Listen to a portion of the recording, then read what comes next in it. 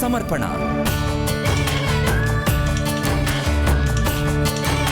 మీరు చూస్తున్న కార్యక్రమం నిరీక్షణ. నమస్కారం. నిరీక్షణకు స్వాగతం. తేజో, I wish you and all our women viewers a very happy Women's Day. Thank you. గత 5 సంవత్సరాలుగా ఆపరేషన్ పీస్ మేకర్స్ అనే అద్భుత సంస్థ మన జంట నగరాల్లోని స్త్రీల జీవితాలపై చక్కని ప్రభావాన్ని చూపుతోంది. అందుకు సంబంధించిన ఒక నివేదికను ఇప్పుడు చూద్దాం. భారతదేశంలో ప్రతి 9 నిమిషాలకు ఒక స్త్రీ తన భర్త లేదా అతని బంధువుల చేతిలో తీవ్రమైన హింసకు గురవుతూ ఉంది. ఆపరేషన్ పీస్ మేకర్ అనేది హైదరాబాద్లోని మై చాయిసెస్ ఫౌండేషన్ యొక్క పథకం. ఇది దుర్వినియోగానికి గురవుతున్న మహిళలు, పిల్లలు మరియు కుటుంబాలకు ఆసరాగా నిలుస్తుంది. ఒక స్త్రీకి ఎప్పుడు నీకు ఇంకొక చాయిస్ లేదు, ఇదర్ నువ్వు చనిపోవాలా లేకపోతే ఈ విషయంలో అడ్జస్ట్ అయ్యి ఇదే హింసలో పడి ఉండాలి అన్నప్పుడు అందులో నుండి మీకు ఒక చాయిస్ ఉందని చెప్పడానికి మై చాయిసెస్ ఫౌండేషన్ ఉద్భవించింది. 2012లో ఆరంభమైన ఆపరేషన్ పీస్ మేకర్ దుర్వినియోగానికి గురవుతున్న మహిళల్ని వారి ఇళ్లకు దగ్గరలో నివసించే పీస్ మేకర్స్ అనే తమ ప్రతినిధుల ద్వారా చేరుకుంటుంది. ఈ పీస్ మేకర్ అనే సహోదరి ఆ గృహం దగ్గరే ఉంటది కాబట్టి ఈ బాధితురాలు ఎలాంటి ఎక్స్పీరియన్స్ పొందుతుందో ఇవన్నీ గమనించి ఈ స్త్రీని వెంటనే చెల్లి, అక్క, ఇక్కడ ఒక కౌన్సిలింగ్ సెంటర్ ఉంది, అక్కడ ఒక కౌన్సిలర్ ఉంటారు, మీరు ఎందుకు ఈ విధంగా బాధపడుతున్నారు, మీకు ఎందుకు ఒక చాయిస్ లేదు అనుకుంటున్నారు, రండి అని ఎంకరేజ్ చేసి తీసుకొస్తుంది అనమాట మా దగ్గరికి. వాళ్ళకి అక్కడిదక్కడనే మన సమస్య పరిష్కారం చేయలేము, కానీ ఎవరైనా నా బాధ వినటానికి రెడీ ఉన్నారా అంటే మేము ఉన్నాము అని చెప్పటంలో ఆ స్త్రీకి సగం బాధ అక్కడే నివారణ అవుతుంది. ఒకవేళ వాళ్ళు స్టిల్ ఈ రిలేషన్లో ఉండాలనుకున్నప్పుడు ఇంకా ముందుకు ఎలా నడుచుకోవాలని, వాళ్ళ రిలేషన్షిప్స్ని ఎట్లా బిల్డ్ చేసుకోవాలని వాళ్ళకి నేర్పిస్తామండి. మేము చాలా ప్రత్యేకంగా కుటుంబాలని దగ్గర తీసుకురావడానికి ప్రయత్నం చేస్తామండి. అండ్ చాలా తక్కువ శాతము ఎవరైనా ఆ హింసను భరించలేక వాళ్ళు వేరే స్టెప్స్ తీసుకోవాలనుకున్నప్పుడు లీగల్ హెల్ప్ తీసుకున్నారండి. కానీ మై చాయిసెస్ యొక్క ఉద్దేశము ఈజ్ టు బిల్డ్ ఫ్యామిలీస్. స్త్రీల జీవితాల్లో ఆపరేషన్ పీస్ మేకర్స్ ఎంత గొప్ప మార్పును తీసుకొస్తుందో కదూ. అవును, జీవితంలో చాలామంది తమ పొటెన్షియల్కి తగినట్టుగా జీవించలేరు. మార్పు కోసం ప్రయత్నించకుండా పాత పద్ధతుల్లోనే కొనసాగటం మేలని అనుకుంటారు. అయినప్పటికీ మనందరిలో దేవుడిచ్చిన పొటెన్షియల్ మేరకు జీవించాలనే కోరిక ఉంటుంది. ఈరోజు మనం కలుసుకోబోతున్న స్ఫూర్తిదాయక వ్యక్తి దేవుడు మనకిచ్చిన శక్తి సామర్థ్యాలను తెలుసుకొని వాటిల్లో రాణించాల్సిన అవసరం గురించి చెప్పబోతున్నారు. అదెలాగో సెలీనా డేవిడ్ మాటల్లోనే విందాం.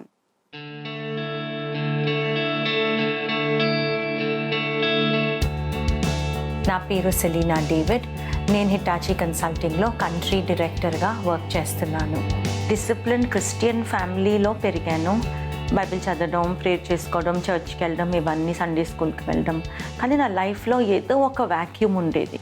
అయితే ఒక టీనేజ్కి వచ్చిన తర్వాత బాగా ఎక్కువగా అది నాకు ఆ రియలైజేషన్ స్టార్ట్ అయింది. ఇంటర్ ఫస్ట్ ఇయర్ ఆ టైంలో డీప్ కన్విక్షన్ వచ్చింది నాకు, నేను ఒక సిన్నర్ని, నాకు సాల్వేషన్ కావాలి. ఆ రోజు నేను ప్రభుని నా రక్షకుడిగా నేను అంగీకరించాను. దాని తర్వాత నా జీవితం దేవుడు కంప్లీట్గా మార్చారు. ఆ డిసిషన్ తీసుకున్నాక నేను మెయిన్ చేంజ్ ఏం ఎక్స్పీరియన్స్ చేశానంటే, దేవుడి ముందు నాకు అకౌంటబిలిటీ ఉండాలి. నా ప్రతి డిసిషన్ కానీ, నా బిహేవియర్ కానీ, నా యాక్షన్స్ కానీ అన్నీ నేను ఇప్పుడు దేవుడికి అకౌంటబుల్గా ఉండాలి. ఎందుకంటే ఆయన నా కోసమే కదా ప్రాణం పెట్టారు. పోస్ట్ గ్రాడ్యుయేషన్ అయిన తర్వాత నేను ఎంఫిల్ చేస్తున్నప్పుడు నాకు మ్యారేజ్ అయిపోయింది. మేము ఎప్పుడైతే కెరియర్ కోసం నేను కూడా జాబ్ చేయాలి అని నా హస్బెండ్ నేను ఇద్దరం అనుకుంటా ఉండేవాళ్ళము. అప్పుడు మా హస్బెండే ఒకసారి మా చర్చ్లోనే ఒక బ్రదర్ని అడిగారు, మీ అక్క కోసం ఏమైనా చూడొచ్చు కదా మీ కంపెనీలో, క్యాజువల్గా. అయితే ఆ బ్రదర్ అన్నారు, తప్పకుండా, ఏముంది అన్న, ఇచ్చేసే రెజ్యూమే. ఈ రెజ్యూమే సత్యంలోకి వెళ్ళిన వెంటనే ఎవరి చేతిలో అయితే ఆ రెజ్యూమే వెళ్ళిందో ఆవిడ అంది, నాకు ఎగ్జాక్ట్లీ ఈ ప్రొఫైలే కావాలి. నేను ఇంటర్వ్యూకి వెళ్ళాను. First interview, second interview, third interview. How early can you join అని అడిగారు. నా కార్పొరేట్ కెరియర్ ఇట్లా స్టార్ట్ అయింది. నా రోల్ ఏంటంటే అందరికీ బాగా మంచి కమ్యూనికేషన్ స్కిల్స్ నేర్పియాలి సాఫ్ట్వేర్ ప్రొఫెషనల్స్కి. అందరిలో మంచి లీడర్షిప్ క్వాలిటీస్ డెవలప్ చేయడము, అందరికీ మంచి ట్రైనింగ్ ఇప్పించడం. సో అది నా కోర్ కాంపిటెన్స్. ఆర్గనైజేషన్లో నన్ను ఆ విషయంలో రికగ్నైజ్ చేసేవారు, దాని గురించి నాకు అవార్డ్స్ కూడా వచ్చినాయి. కార్పొరేట్ వరల్డ్ చాలా కంపెటిటివ్ వరల్డ్. మనకి ఊరికనే ఒక హైక్ రావడం కానీ ఒక ప్రమోషన్ రావడం అట్లా రాదు. మనం బాగా సిన్సియర్గా ఎఫర్ట్ పెట్టి మనం చేస్తే మంచి యాటిట్యూడ్తో అండ్ మంచి ఎఫర్ట్ యాక్యురేట్గా నీట్ వర్క్ మనం ఎప్పుడైతే డెలివర్ చేస్తామో ఆటోమేటిక్గా మనకి it's performance based culture. So ఆటోమేటిక్గా మనకి గ్రోత్ వస్తుంది. సత్యంలో నేను 10 years వర్క్ చేశాను. దాని తర్వాత నేను హిటాచీ కన్సల్టింగ్లో I joined as associate director 5 years ago for learning and development. 2.5 yearsలో నాకు కంట్రీ డైరెక్టర్గా ప్రమోషన్ వచ్చింది. అండ్ నేను learning and development head for India for Hitachi consulting. Senior మేనేజ్మెంట్లో ఉండడం అన్నది ఈజీ కాదు. We have to play on level grounds with everybody. ఎక్కువ మెన్ ఉంటారు అక్కడ, తక్కువ విమెన్ ఉంటారు. సో నేను ఒక ఉమెన్ని, నేను తొందరగా వెళ్ళిపోవాలి, నాకు ఇంట్లో ఫ్యామిలీ రెస్పాన్సిబిలిటీస్ ఉన్నాయి, అట్లాంటి ఎక్స్క్యూజెస్ వాళ్ళ దగ్గర మాట్లాడితే చాలా across the board and on the table అది చాలా it projects me as somebody who's incapable of delivering the responsibility at that level. When it is my decision to be there, నేను ఆ రెస్పాన్సిబిలిటీ నేను కంప్లీట్గా నేను డెలివర్ చేయాలి. ఒక women ఒక కార్పొరేట్ వరల్డ్లో ఎక్సెల్ అవ్వాలంటే ఒక సపోర్ట్ సిస్టమ్ అవసరం. మా పేరెంట్స్ చాలా సపోర్ట్ చేశారు అండ్ మై హస్బెండ్ చాలా సపోర్ట్ చేశారు. కానీ నాకు సపోర్టివ్ ఫ్యామిలీ ఉంది కదా, నేను అన్ని రెస్పాన్సిబిలిటీస్ వాళ్ళ మీద పెట్టేసి నేను వెళ్ళిపోవచ్చని అది నాకు అది నేను కాన్షియస్గా ఉండేదాన్ని.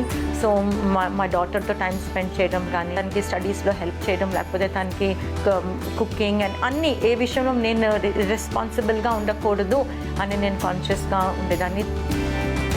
ప్రతి యంగ్ గర్ల్కి, ప్రతి ఉమెన్కి నేను ఒక్కటే సజెషన్ ఇవ్వగలను ఏంటంటే, దేవుడు మనల్ని అందరినీ ఒక పొటెన్షియల్తో క్రియేట్ చేశారు. కాబట్టి మనం ఆ పొటెన్షియల్లో మనం ఆపరేట్ అవ్వాలి. చాలామంది విమెన్ ఏమనుకుంటారంటే ఒక స్టేజ్ అయిన తర్వాత మెన్నలాగా మనం బిహేవ్ చేస్తే, కానీ అస్సలు మన ఫెమినిటీని మనము ట్రేడ్ చేయకూడదు. మనం ఎన్ని షోల్డర్ రెస్పాన్సిబిలిటీస్ అయినా మనము జెంటల్ అండ్ గ్రేస్ఫుల్ అప్రోచ్తో మనము షోల్డర్ చేయగలము. మెన్తో మనం కంపీట్ అవ్వాల్సిన నీడే లేదు. మన పొటెన్షియల్ని మనం బాగా యూస్ చేసి దేవుని కోసమే మనం జీవించాలి. మీ లైఫ్లో ఎక్సైట్మెంట్ ఉందా? మీరు అనుకోవచ్చు అదేంటి ప్రశ్న అని. చాలామంది తమ జీవితంలో ఆ ఎక్సైట్మెంట్ కోల్పోయారు. ఏదో రాజీ పడిపోయి జీవిస్తూ ఉన్నారు. ఎందుకో తెలుసా? దేవుడు మీలో పెట్టిన ఆ పొటెన్షియల్ని మీరు కనుగోలేకపోయారు. మరి అది ఎలా కనుగోవాలి అని మీకు ఒక ప్రశ్న వస్తే ఈరోజు ఆ రహస్యాన్ని తెలుసుకోవచ్చు. ఈ రహస్యాన్ని కనుక మీరు తెలుసుకుంటే ప్రతి ఒక్కరూ దేవుడు మనలో పెట్టిన ఆ పొటెన్షియల్ని మనం కనుక్కోగలుగుతాం. దాని తర్వాత ఏం చేయాలో దాంతో అది మనం తెలుసుకుందాం. అంటే నా పొటెన్షియల్ని నేను ఎలా తెలుసుకోవాలి అన్న ప్రశ్న మీకుంటే దాని రహస్యం ఏంటో తెలుసా? దేవుడు మనల్ని ఎలా చూస్తున్నాడో మనము అదే రీతిగా మనల్ని మనం చూడగలగాలి. దేవుడు నన్ను ఎలా చూస్తున్నాడు అని మీకు ఆశ్చర్యం కలిగితే దానికి జవాబు కూడా చెప్తున్నాను. దేవుడు మనలను ప్రేమ అనే కళ్ళ ద్వారా, క్షమాపణ అన్న కళ్ళ ద్వారా చూస్తున్నాడు. ఎవ్వరు అలా చూడరండి. నిన్ను ప్రేమిస్తూనే చూస్తాడు ఆయన. ఎప్పుడు నువ్వు ఏదైనా తప్పు చేస్తే క్షమించాలన్న ఆశతో చూస్తాడు. అది నువ్వు నేను తెలుసుకోగలిగితే, అరే దేవుడు నన్ను ఎప్పుడూ ప్రేమతో చూస్తున్నాడు, దేవుడు నన్ను క్షమించాలని చూస్తున్నాడు, కాబట్టి నేను నా జీవితాన్ని ఆయనకు అర్పించాలి. ఎప్పుడైతే నువ్వు ఇది తెలుసుకొని, నేనది తెలుసుకొని నా జీవితాన్ని ఆయనకు అర్పిస్తానో, అప్పుడు కీర్తనకారుడు 139వ కీర్తన 13వ వచనంలో చెప్పింది నీకు నాకు గుర్తొస్తుంది. అదేంటో తెలుసా? నీవు నన్ను కలుగు చేసిన పద్ధతి నేను చూసినప్పుడు నాకు భయమును ఆశ్చర్యమును కలుగుతుందని. దానిని బట్టి నీకు కృతజ్ఞతాస్తుతులు అని. నీవు చేసిన కార్యములు ఎంతో ఆశ్చర్యం. ఎంతోమంది తమలో దేవుడు పొటెన్షియల్ని పెట్టాడు అని తెలుసుకోవట్లేదు సరికదా. ఏదో రాజీ పడిపోయిన జీవితాలు, నీరసించిపోయిన జీవితాలు, ఏమీ సాధించలేని జీవితాలు జీవిస్తున్నారు. దేవుణ్ణి తెలుసుకుంటేనే మనలో ఉన్న నిజమైన సమర్థత ఏంటో మనం తెలుసుకోగలుగుతాం.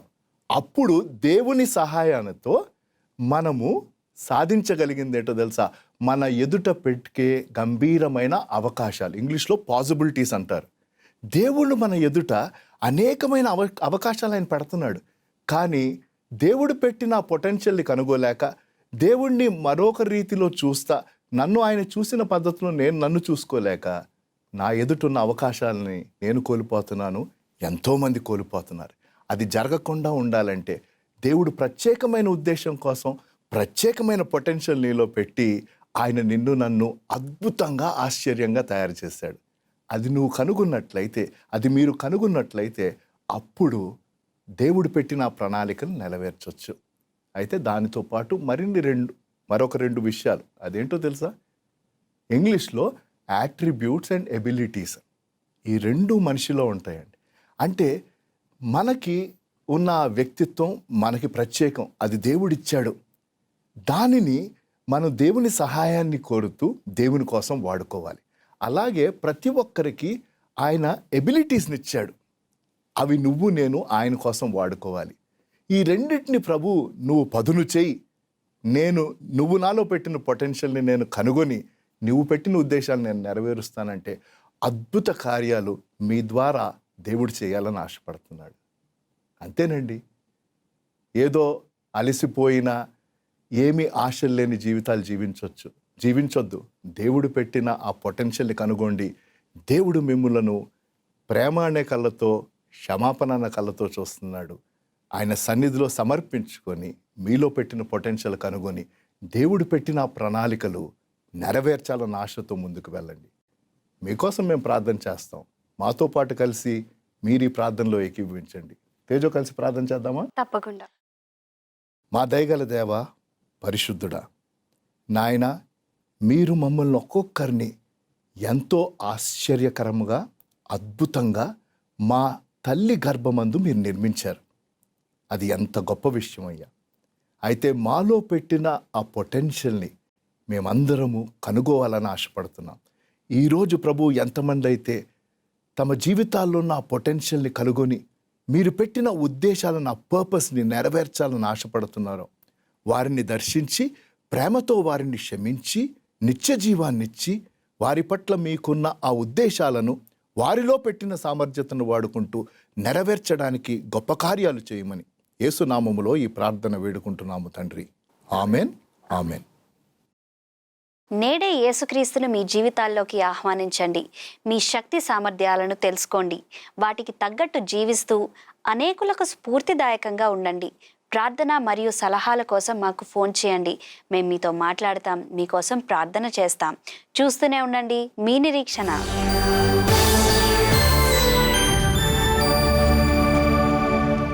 Welcome back. వనిత ఒక్కతే తన 5 ఏళ్ల కొడుకును పెంచి పోషించాల్సి వచ్చింది. అయితే దాంతోపాటు ఆమెకు మరో సమస్య ఎదురైంది. అదేంటో ఆమె మాటల్లోనే విందాం. మద్యం తాగుతూ రోజూ హింసిస్తూ ఉండే భర్త నుండి విడిపోయాక తన కొడుకు ఆదిత్య కోసం వనిత ఎంతో కష్టపడుతూ ఉండేది. ఒకరోజు బాధలు తట్టుకోలేక చచ్చిపోదామని అనుకుంటే ఫాస్టర్ గారు వచ్చి ప్రార్థన చేసి, వేరే వాళ్ళది మిషన్ ఉంది, వాళ్ళు అడిగేదాకా కుట్టుకో అని చెప్పారు. అందుకోసం ఆ మిషన్ కుట్టుకుంటున్నాను. వనితతో పాటు ఆమె పొరుగు వారందరికీ మరో సమస్య కూడా ఉంది. అది స్వచ్ఛమైన తాగునీరు లేకపోవడం. కూలికి పోయేది, నీళ్ళ కోసమే గంటలు గంటలు కూర్చునేది అక్కడ. కరెంట్ వచ్చేదాకా, కరెంట్ వచ్చినాక గొడవలు. సగం దినం అయిపోయిన తర్వాత పనికి పోదామంటే ఆ పైసలు ఏం సరిపోయకపోయేది. తమ నీటి సమస్యకు పరిష్కారం దొరికేలా యేసుకు ప్రార్థన చేయమని స్థానిక పాస్టర్ వనిత మరియు ఆమె పొరుగువారిని ప్రోత్సహించాడు. మేము ప్రార్థన చేసినాం. ప్రార్థన చేసిన తర్వాత సిబిఎన్ వాళ్ళు వచ్చి బోర్ కొట్టించారు. నీళ్ళు బాగా వచ్చినాయి, ఇంటి పక్కనే నీళ్ళు. ఇప్పుడు ఏ కష్టం లేదు. ఆదిత్య కోసం వనిత పడుతున్న కష్టాలు తెలుసుకున్న సిబిఎన్ ఆమెకు ఒక సరికొత్త కుట్టు మిషన్ బహూకరించి ఆమెను ఆశ్చర్యపరిచింది.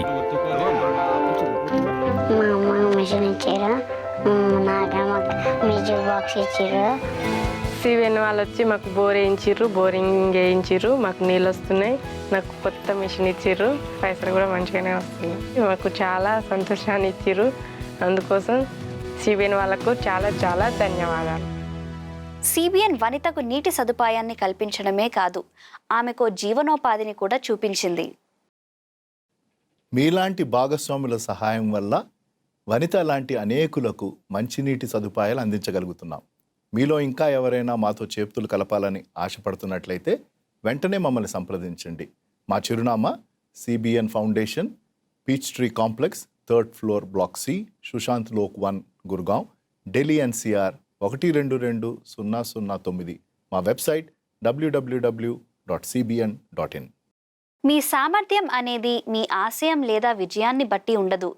అది క్రీస్తులో మీరు ఏమై ఉన్నారో అన్న దాని మీద ఆధారపడి ఉంటుంది.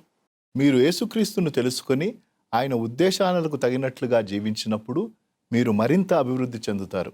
దేవుడు మీకు ఇచ్చిన సామర్థ్యాలను నెరవేరుస్తూ ఉన్నప్పుడు ఆయన మిమ్ములను హెచ్చిస్తాడు. ఈ కార్యక్రమం మీకు ఆశీర్వాదకరంగా ఉందా?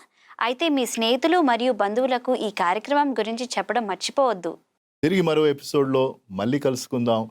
దేవుడు మీ అందరికీ తోడైండునుగాక.